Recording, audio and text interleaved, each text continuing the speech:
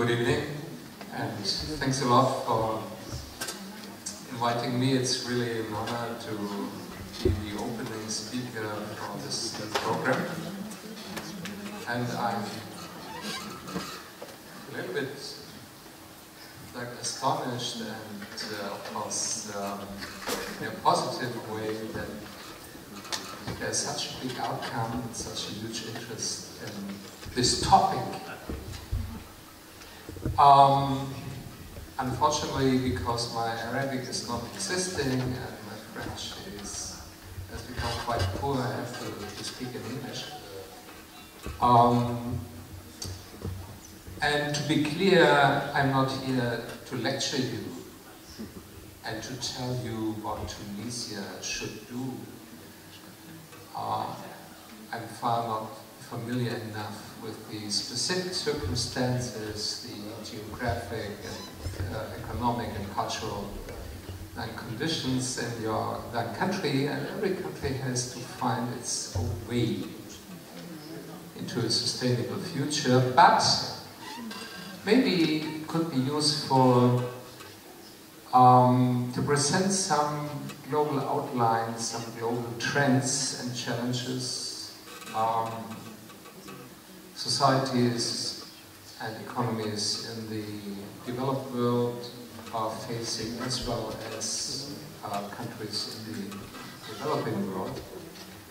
And this is what I would like to do, and I'm looking forward to the following conversation when we probably will become a little bit more concrete when it comes to the situation here in Tunisia.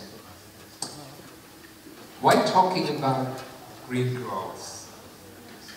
Maybe for some of you who are a little bit familiar with the history of green thinking, this sounds a little bit strange, because at the beginning of the, I would say, new global green movement in the 70s, there was a totally different message.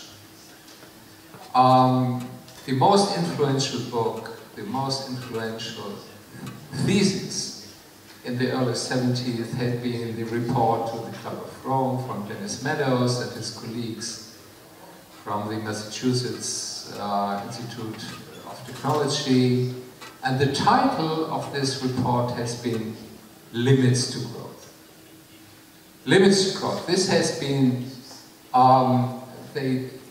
the thinking, the paradigm of the global green environmental movement since then.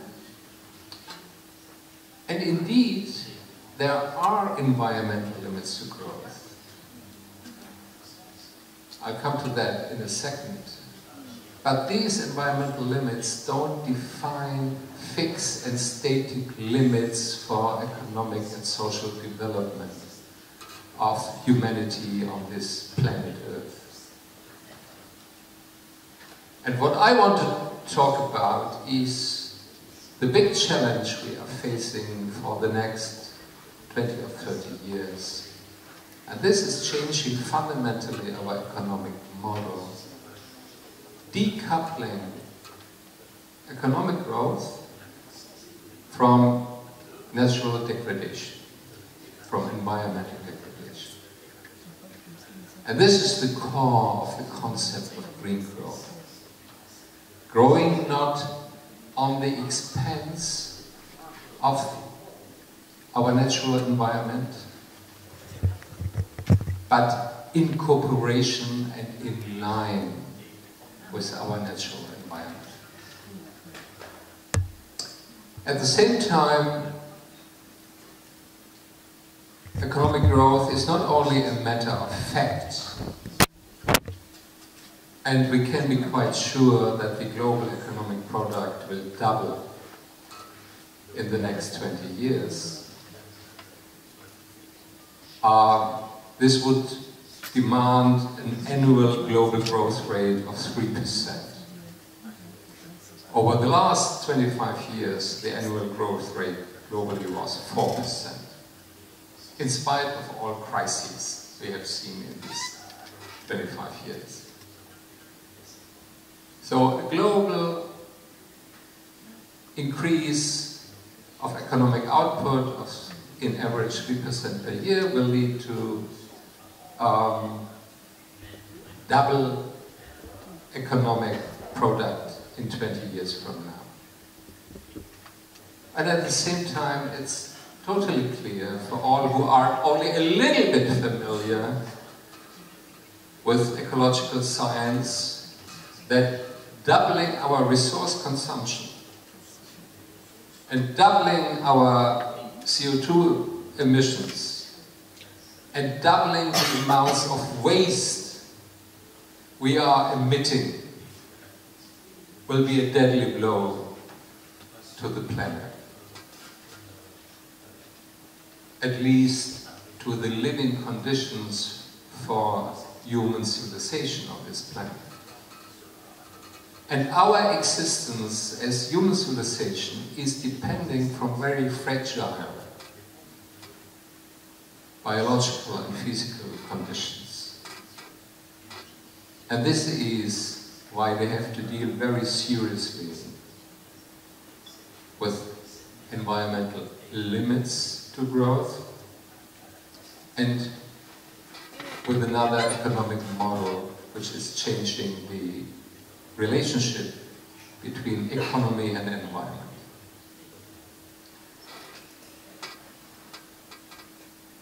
It's, in spite of all unequal and unjust distribution, it's quite clear that there's a close interrelationship, interference between economic growth and social progress. If you look into the first slide, you see the portion of the world population living in extreme poverty from the beginning of the Industrial Revolution, at the beginning of the 19th century, 1820, until today. And the measurement, the criteria for absolute or extreme poverty is an adjusted per capita income of $2 per day. So people under this limit are defined as people living in extreme poverty. And what you can see is an almost miraculous decrease of extreme poverty globally and an increase of income and opportunities of living standards globally. At the beginning of the Industrial Revolution, more than 90%, round about 95% of people had been living in bitter poverty. Illiteracy, the average life expectancy at this time had been round about 36 years. 36 years, not more. And since then, not only poverty has decreased, but also life expectancy, literacy, education, mobility. So economic growth was the driving factor for social progress. And if we are looking to the last 25 years, since 1990, there had been quite an astonishing acceleration of this process. At the beginning of this new period of globalization, the collapse of the Soviet Union and the opening of the Chinese economy for the world market to the world market, still 37% of the world population had been living in extreme poverty. Now, for the first time, it's less than 10%. And as critical you could be about globalization and unfair terms of trade between the developing world and the high developed, old industrial countries, globalization has worked as a locomotion for social progress. International trade, international exchange of ideas, of technology, of capital and of people is a driving force for social progress. But at the same time, this success story, this economic and social success story of the Industrial Revolution has a dark side. And this dark side is environmental overstretch. The overuse of natural resources and the destruction of vital biosystems the human civilization is depending from. Climate change is only, I would say, the tip of the iceberg. There are other dramatic environmental crises on the way that are endangering the future of the human civilization. The loss of fertile soil, the growing sweetwater crisis in large parts of the world, and the crisis, the degradation of our maritime systems, overfishing of oceans, pollution, this enormous amount of plastic waste we are emitting into our seas every year, every day, which is then becoming part of the food chain of the maritime organisms, the acidification of oceans. This is also a result of growing CO2 emissions. All these phenomena are really endangering the maritime, global maritime systems, which are playing a key role not only for as a resource of human food, but also for the stability of the global ecosystem. So, if it's true that economic growth will continue globally, and that literally billions of people, which still are living under very poor conditions, are striving for a better life, for a modern life.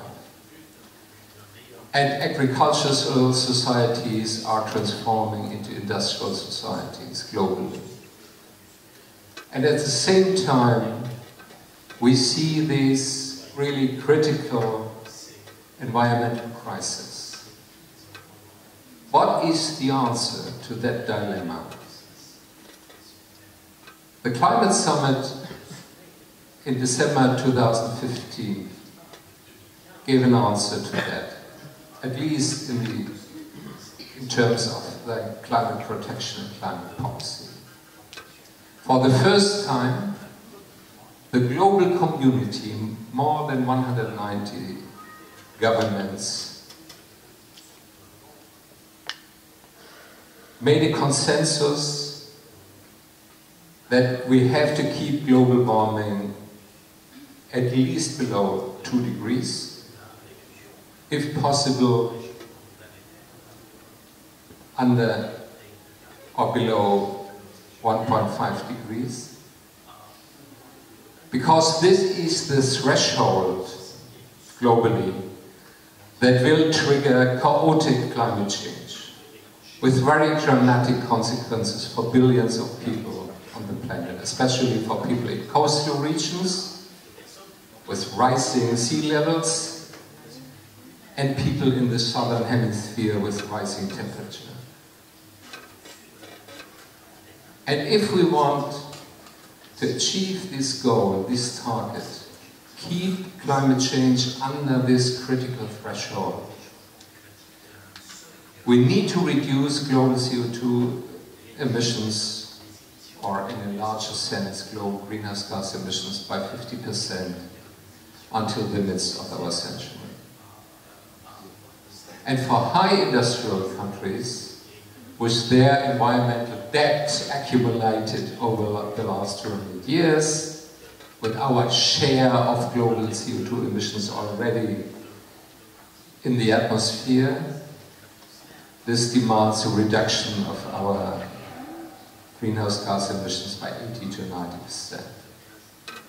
And this is nothing less than a decarbonization of our economies. Departing from coal, oil and gas, from these sources which had been the fuel for the Industrial Revolution and for economic growth over the last 200 years.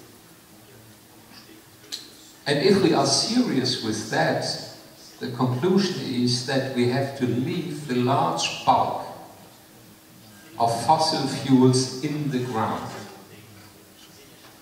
This is a completely new challenge in the human history. Not to tap, not to use natural resources which are available, technologically available for our purposes.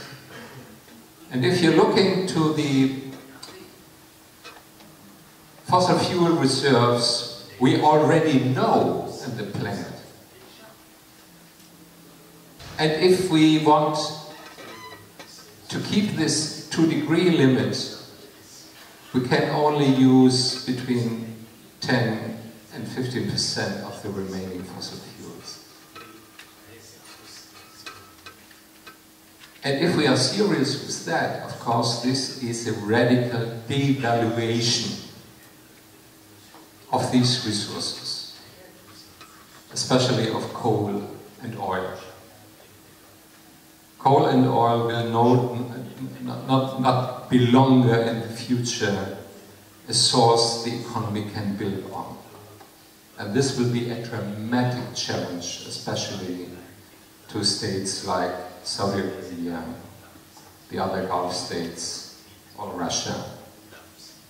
Their economy is highly dependent from fossil fuels. So the answer to that challenge, how to bridge economic growth with reducing CO2 emissions and environmental degradation, is decoupling growth from natural consumption. And this demands three fundamental changes in our economic system. The first one is kind of efficiency revolution, making more efficient use of scarce natural resources. Or in other terms, making more out of less, creating more wealth, more prosperity from less water, less energy, less minerals, less resources in general. Water is key in that context. Saving water, recycling water, cleaning water is part of that story. The second fundamental change is a green energy revolution, moving from fossil fuels to renewable energies. Wind, solar, geothermal, bioenergy, and finally photosynthetics. I'll come to that a little bit later. And the third fundamental change is moving towards a circular economy, or a zero waste or cradle-to-cradle economy, in which every residual substance is returning either in the agricultural or in the industrial process. No waste. And if you're looking to the natural world, to the biological world, there is no waste in this world. There are only co-production. there's only co-production or synergies.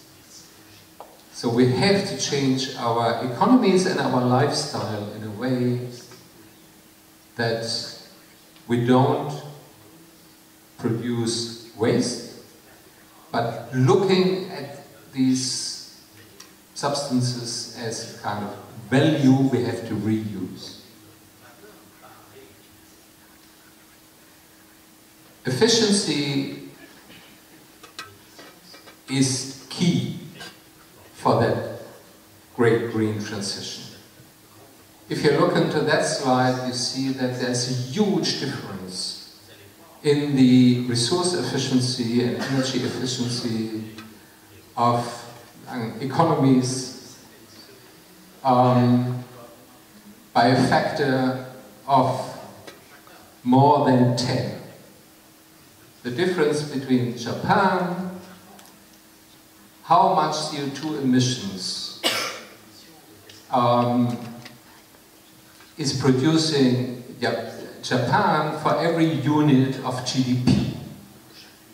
For every, let's say, $1,000 of economic product, how much CO2 are they emitting? And you see, Japan is really one of the most efficient economies globally. Great Britain, Germany, US, and at the very end, China, Iran, and Russia. I suppose that Tunisia also would be at the end of that scale if you compare the efficiency in the use of energy and natural resources. So, efficiency is a matter of economic competition and prosperity. It's not a burden, it's an asset.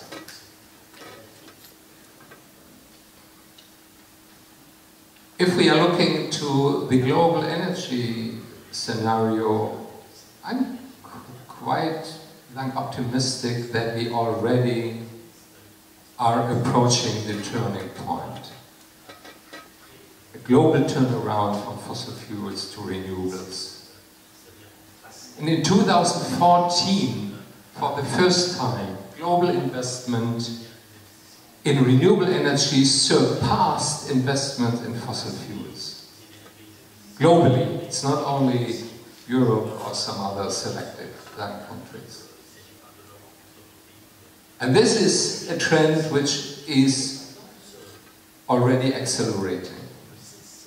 So we see globally a departure from investment in the past and growing investment in the future of a renewable energy system. A little bit more specifically, if you are looking to the countries which are leading the wind power revolution, the development of wind energy, the champion is China, both in overall capacity of wind energy and in the annual growth rates. So it's in 2016 it was 23.4 gigawatts. That is the equivalent of 23 huge nuclear power plants. Then the United States, Germany, and interestingly, then India is already on the move in terms of wind and also of solar power. And if you have a closer look to China, to be clear that I'm not just talking from the perspective of a prosperous European country. Interestingly, in China, power generation from wind already surpassed power generation from nuclear power plants.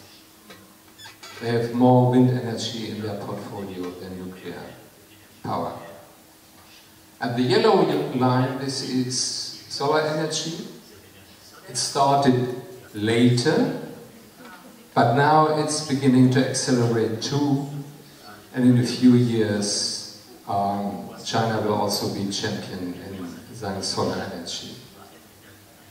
And if you ask why, it's not just that the environmental crisis has become so severe in China that change is necessary, especially air pollution in Chinese cities has become a huge health problem and also has become a critical factor for popular protest.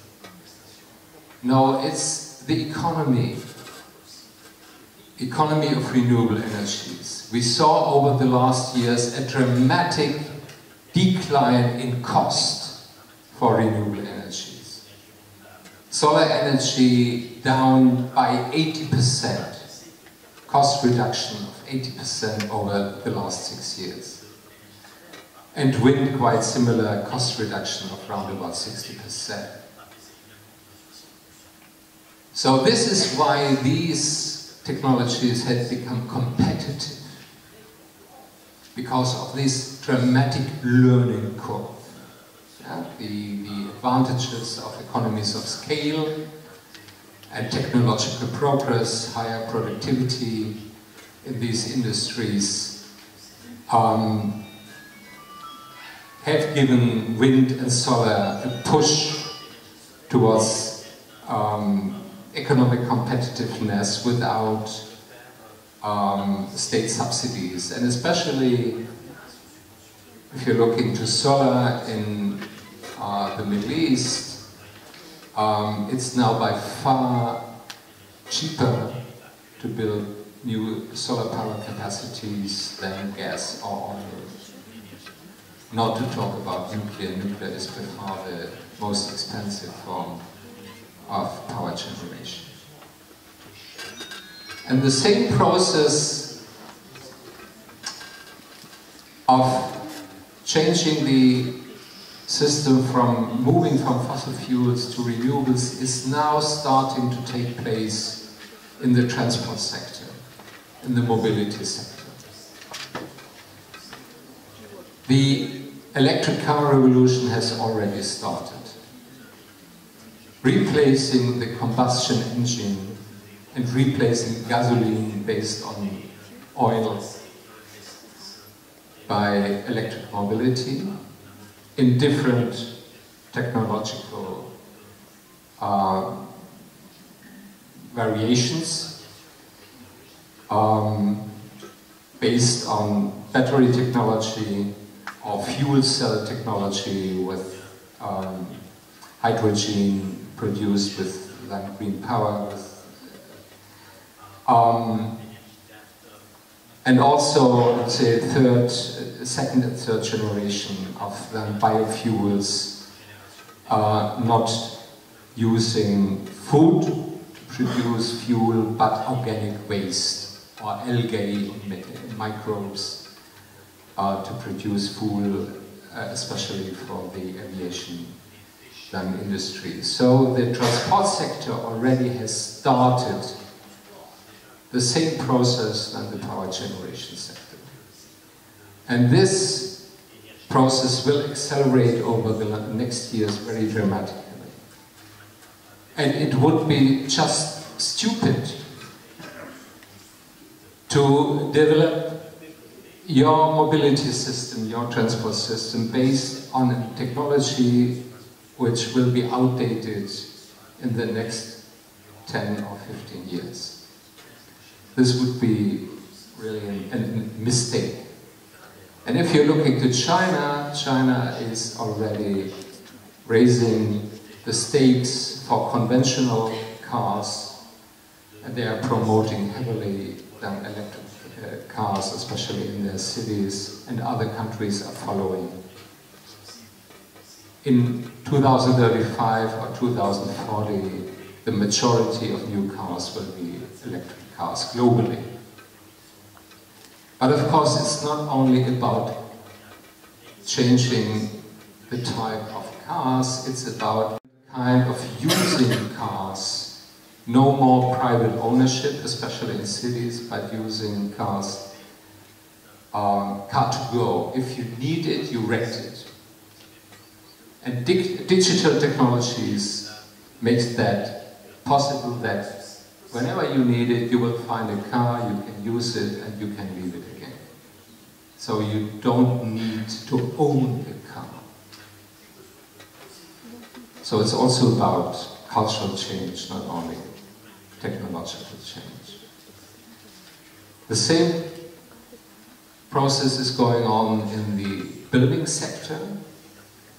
Buildings of the future will be completely different from buildings in the past. They will produce more energy than they are using. This is an example from Hamburg, from Germany, a building which is using at the same time photovoltaics, geothermal energy, and the new thing is that they are using algae in these window sheets.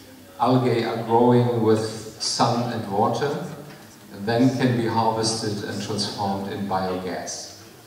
So this is part of the energy system of this building. And finally, we will see kind of leapfrog into a completely new kind of energy system. Technical photosynthesis, the same process the whole biological life on Earth is based on, the transformation of sunlight, water and CO2 into biochemical energy. And this is no science fiction. There are already hundreds of pilot projects going on globally, and we know quite well how it works, and it's only a matter of time when it will also work on an industrial scale. Another part of that story is how could we better learn from nature and make use of this innovation of millions and years of biological evolution. For instance, in material science, we are learning now a lot from organic materials. The construction of bones is now used in the aeroplane industry for light materials, for aeroplanes, which are at the same time extremely lightweight and extremely stable and flexible. And this is only one example that we can find new solutions for our problems by systematically researching and learning from biological evolution.